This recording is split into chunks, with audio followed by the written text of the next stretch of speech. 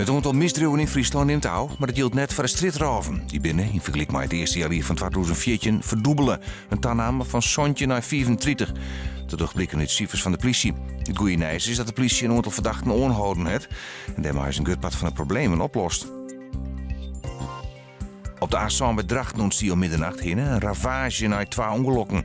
Een 20-jarige bestuurder uit Greens reed achter op een vrachtwagen.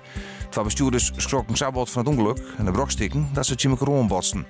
De Greenser hier geen rijbewijs en is aanhouden, het een proces verbaal kregen. Bij de 2 ongelukken is 1 persoon licht verwonden rekken.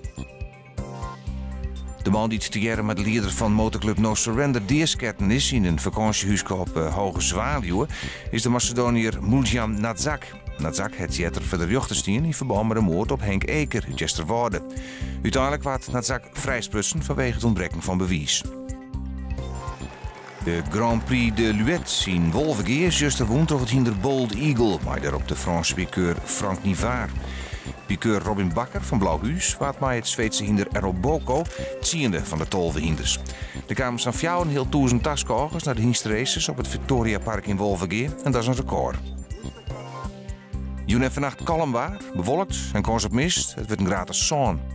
Manier wat buien, verder is het droog en kan middags de zinnen er nog even bij komen. Het wordt dan 13 graden en de noordwestenwind is zwak onmatig.